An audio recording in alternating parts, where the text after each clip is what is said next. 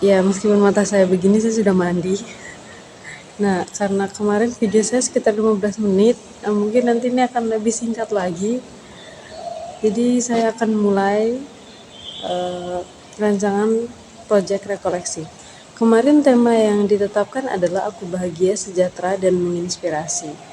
Nah,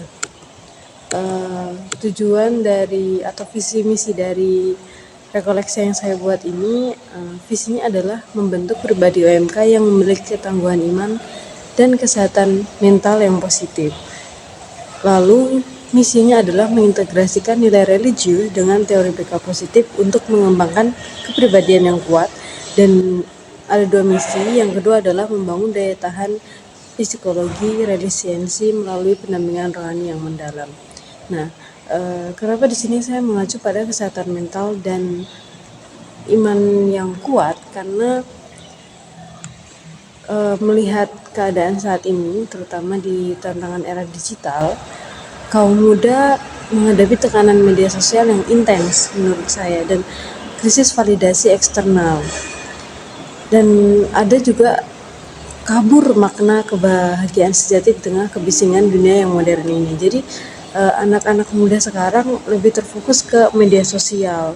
Mereka melarikan diri kadang itu ke media sosial, baik untuk curhat dan lain sebagainya, yang kadang membuat mental itu juga tidak balance ya. Lalu juga ada integrasi strategis di mana ini menyatukan pengalaman religius dengan teori bimbingan konseling positif untuk membentuk pribadi yang tangguh secara mental dan secara iman. Jadi nanti harapannya rekoleksi ini dapat membantu kaum muda untuk membentuk pribadi yang lebih tangguh lagi di era-era tantangan digital ini, dan kuat secara mental juga imannya. Nah, saya menggunakan teori dari Martin Seligman tentang teori well-being atau PERMA. Saya percaya banget pasti teman-teman yang lain juga menggunakan ini. Jadi di sini ada yang namanya positive emotion, di mana ini membangun rasa syukur dalam relasi dengan Tuhan, pastinya kita sebagai umat Katolik. Dan juga ini ada engagement, untuk keterlibatan penuh dalam pelayanan dan kehidupan gereja. Lalu ada relationship, membangun koneksi sosial yang sehat dan mendukung. Nah, lalu di sini saya juga ada menambahkan filosofi kebahagiaan sejati ya, sebagai landasan teorinya dari Aristoteles. Ada eudaimonia, yaitu kebahagiaan bukan hanya sekedar kesenangan atau dunia, melainkan hidup sesuai dengan potensi terbaik dari dalam diri. Nah, harapannya kebahagiaan ini membawa rasa syukur di mata mereka. Mereka merasa berharga di mata Tuhan dan merasa memiliki peran di dalam kehidupan ini atau di dalam komunitas mereka masing-masing. Baik, dalam rekoleksi ini saya akan menjadikan 3 sesi. Sesi utama, yang pertama I'm happy, tentunya saya bahagia, dimana nanti di sini akan menentukan kebahagiaan sejati di era tekanan digital tadi. Dan juga sesi yang kedua adalah aku sejahtera, I'm well. Ini adalah mengidentifikasi hambatan mental dan kegelisahan batin melalui diagnosis diri. Kalau tadi I'm happy itu melalui discovery ya. Lalu sesi yang ketiga adalah I'm inspiring, merancang aksi nyata dan pelayanan kreatif di paroki atau di lingkungan masing-masing. Lebih ke action plan seperti itu. Nah, kita akan langsung ke rondenya saja.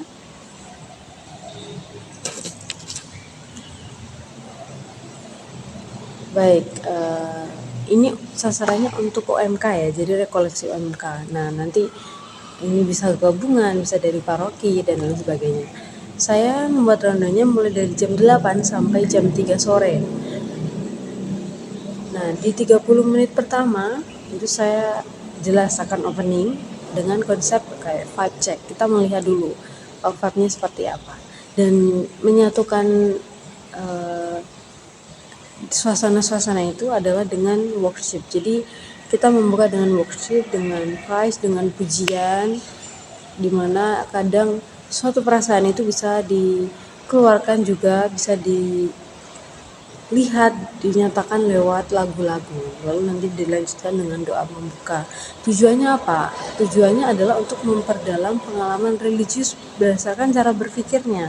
Ketika dia lagi sedih, dia akan begitu mengimani lagu-lagu yang mungkin cocok untuknya. Nah, nanti vibe dari lagu yang kita pilih juga ada yang bahagia, ada yang bersyukur, ada yang merasa kurang dan lain sebagainya.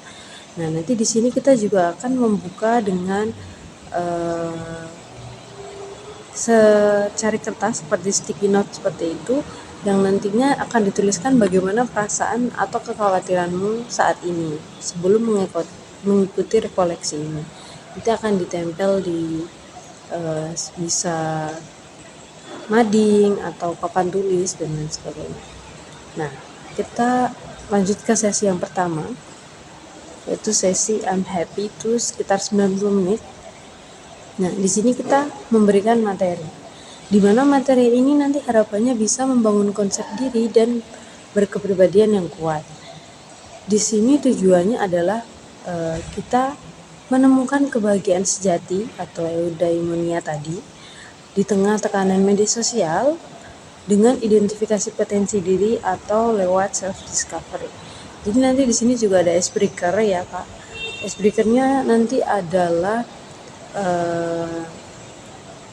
kita memberikan pernyataan, lalu mereka nanti yang di tengah itu netral, yang geser ke kanan itu berarti, yang ngumpul ke kanan itu berarti setuju, yang ngumpul semakin ke kiri itu berarti tidak setuju. Misalkan nanti saya akan memberikan misalkan siapa yang lebih bahagia curhat di media sosial, siapa yang di sini bahagia kalau likersnya banyak dan lain sebagainya.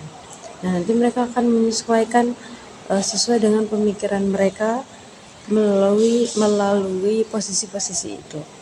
Nah, di sini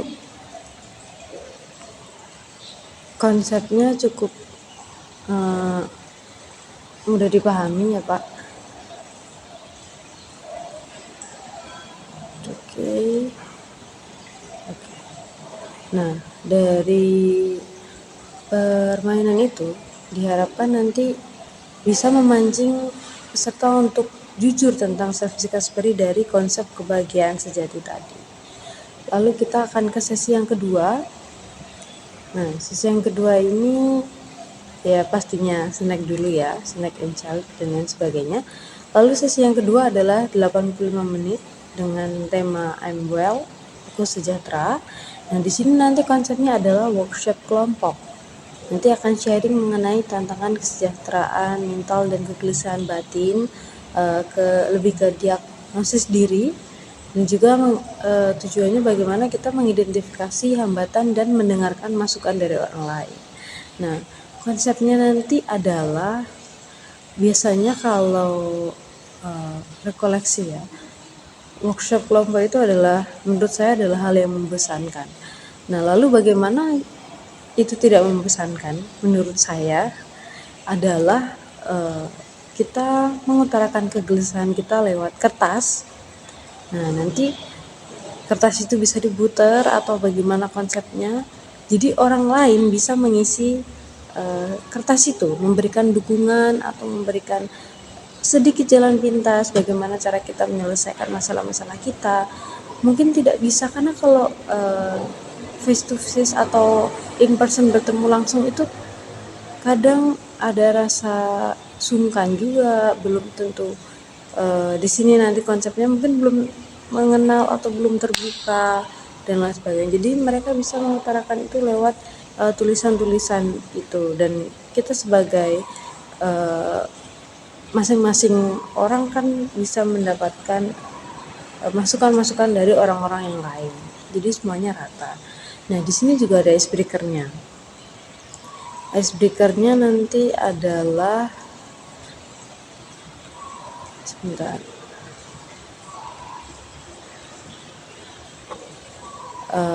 Ladang ranjau ya.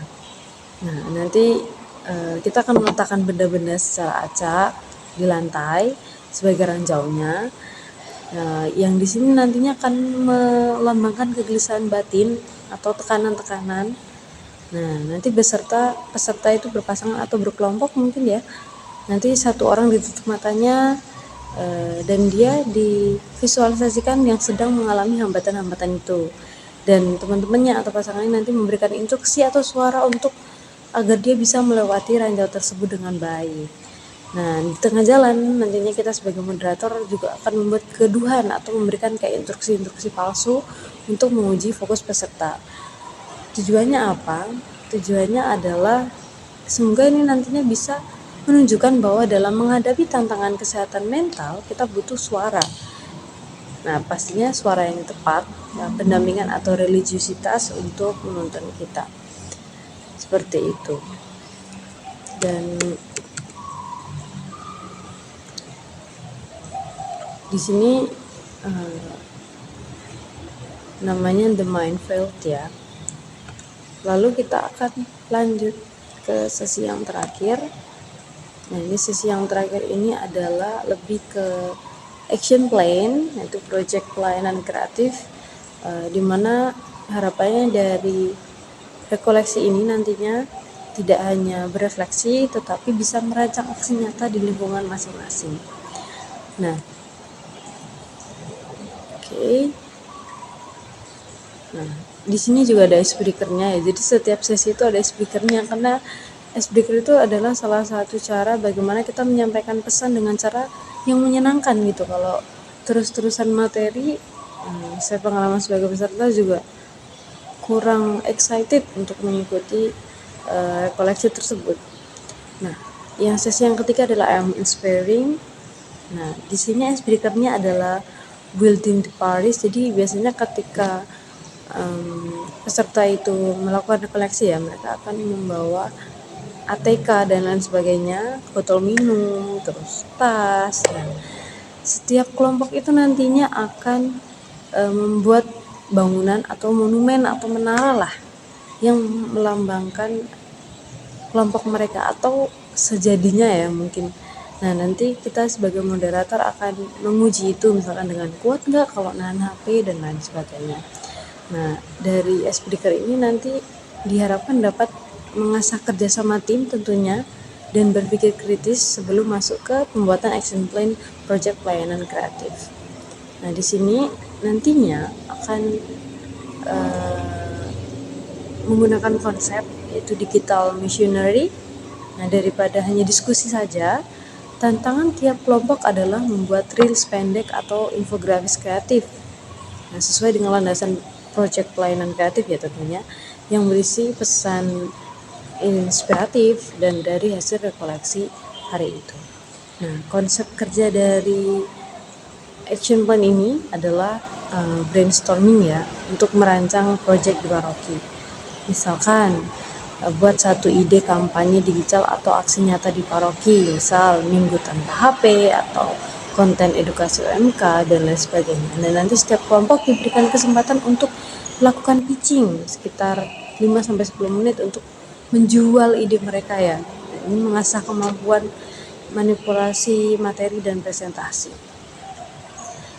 Seperti itu. Lalu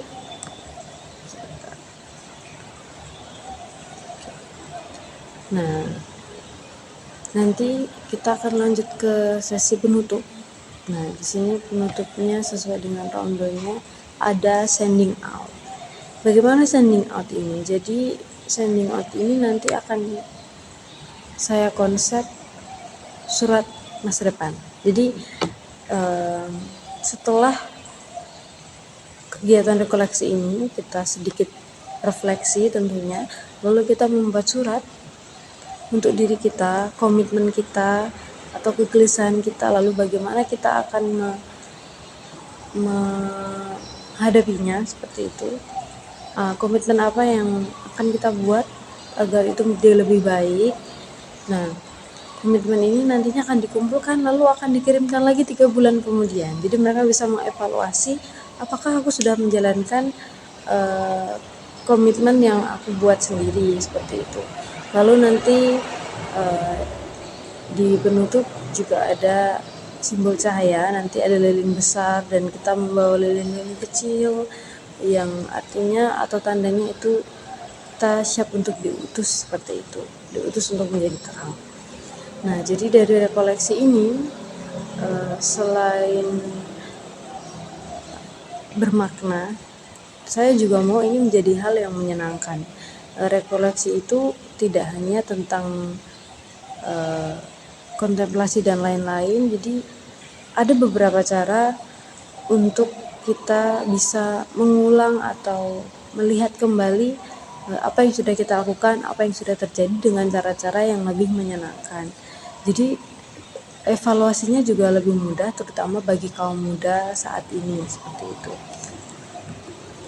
Tentunya dari hal yang bisa kita lihat saat ini terdapat krisis media sosial dan lain sebagainya, adaptif media sosial, dan juga pengaruh-pengaruh lain yang dapat mempengaruhi kesehatan mental, dapat membuat generasi muda menjadi generasi yang kadang tidak kuat dalam mental dan imannya. Jadi tujuan utama adalah menguatkan mental dan juga iman dia. Makanya tadi dibagi menjadi 3. Aku bahagia dengan discovery, dan aku sejahtera dengan diagnosis, dan terakhir ada action plan dari tema aku menginspirasi. Seperti itu. Semoga dapat dipahami. Sekian dan terima kasih.